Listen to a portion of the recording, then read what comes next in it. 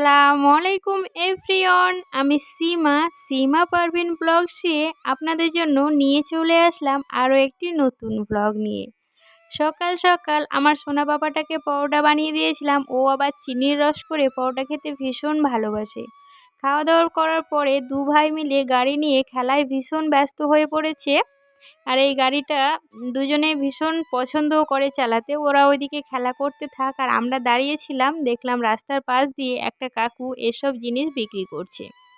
তো তাকে ডাকা হলো। সেখান থেকে আমি কিছু জিনিস ভাবছিলাম কিনবো, মানে আমি বলতে আমার সংসারের সমস্ত জিনিসপত্র কিনবো, তবে পছন্দটা আমি করে দেব। প্রথমে ভেবেছিলাম যে একটা কফি মাগ নেব, তবে ছিল না।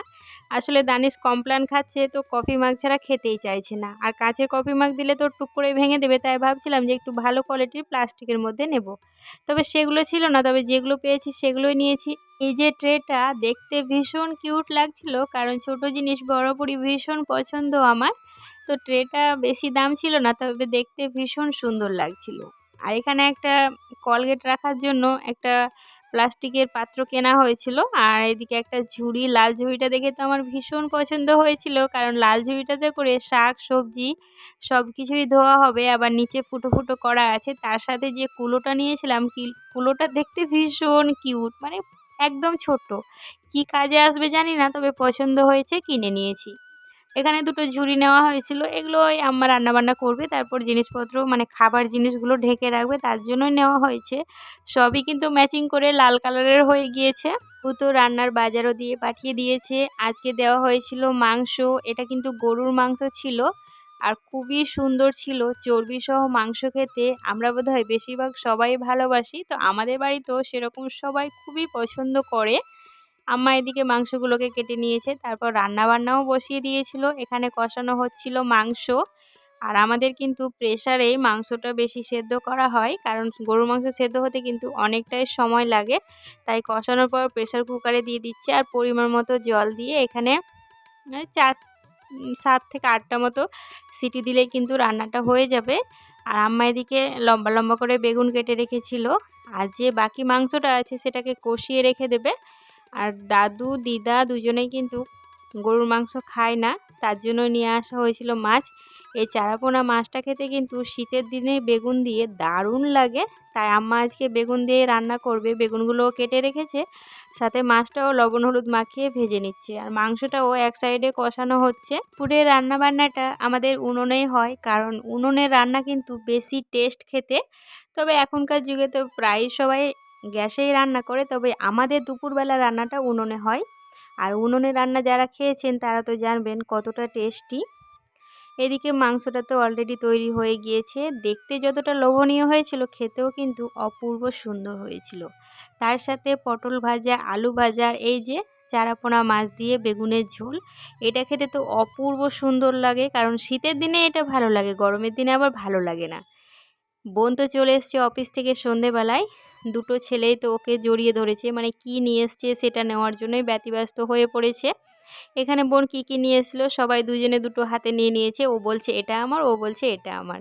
আর বোন কোনোদিনই খালি হাতে আসে না, কিছু না কিছু নিয়ে আসবেই বাড়ির পাশেই টুইন বেবি হয়েছে, তো ওদেরকে দেওয়ার জন্য দুটো গিফট, মানে ওদের ল্যাকটোজেন নিয়ে আসা হয়েছিল। যেহেতু বাচ্চারা দুধ খায়, তাই ভাবলাম যে দুধটাই গিফট হিসাবে দেওয়া হোক। আর তাদের মাটা না মারা গিয়েছে। টুইন বেবিটা যখন 22 দিনে, তখনই কিন্তু ওর মা এই দুনিয়া থেকে বিদায় নিয়েছে। সত্যি বাচ্চাগুলোকে দেখলে না ভীষণ মায়া লাগে, কারণ মা ছাড়া যে দুনিয়াটা কতটা অন্ধকার, কতটা কষ্টের, যাদের মা নেই তারাই শুধু বুঝে। আমরা তো বাচ্চাগুলোর জন্য বেশি কিছু করতে পারবো না, তবে একটু একটু সাহায্য করতে পারবো। আর আল্লাহর কাছে দোয়া চাইবো যেন বাচ্চাগুলো ভালোভাবে মানুষের মতো মানুষ হতে পারে, বাচ্চাগুলো যেন সুস্থ থাকে। বোন আর আমি দুজন দুটো ল্যাকটোজেন গিফট করেছিলাম। বোন আজকে সন্ধেবেলায় অনেকগুলো খাবার নিয়ে এসছে যেন আমরা সবাই মিলে খেতে পারি। তো এখানে চিকেন স্যাটে, তার সাথে চাউমিন আর এগরোল নিয়ে আসা হয়েছিল। এগরোলটা নিয়ে আসা হয়েছিল আইহানের জন্য, কারণ আইহান এগরোল খেতে ভীষণ ভালোবাসে, আর দানিশ আবার চিকেন স্যাটে, চিকেন পকোড়া এই ধরনের জিনিস খেতে বেশি ভালোবাসে। আর আমি আর বোন চাউমিন খাবো, ওই জন্য এই সমস্ত জিনিস নিয়ে আসা হয়েছে। এখনকার বাচ্চারা ফাস্টফুড খাবার খেতে এতটা ভালোবাসে, যদি ভাত রুটির প্রতি এতটা চাহিদা থাকতো তাহলে বোধহয় বেশি ভালো হতো। তবে যাই হোক, আমি যতক্ষণ খাবারগুলো সার্ভ করছিলাম ততক্ষণ দানিশ আর আয়হান আমাকে ব্যতিব্যস্ত করে ফেলছিল, কখন মাম্মি ভিডিও করা হবে যে আমাদের খেতে দেবেন। কারণ ওরাও এখন বুঝে গিয়েছে যে মাম্মি আগে ভিডিও করবে তারপর খেতে দেবে। কি যুগ এসছে বলুন তো! আগে আমরা বাজার থেকে নিয়ে এসে সঙ্গে সঙ্গে খেয়ে ফেলতাম, তবে ভিডিওর জন্য কোনো কিছুই করতে পারি না।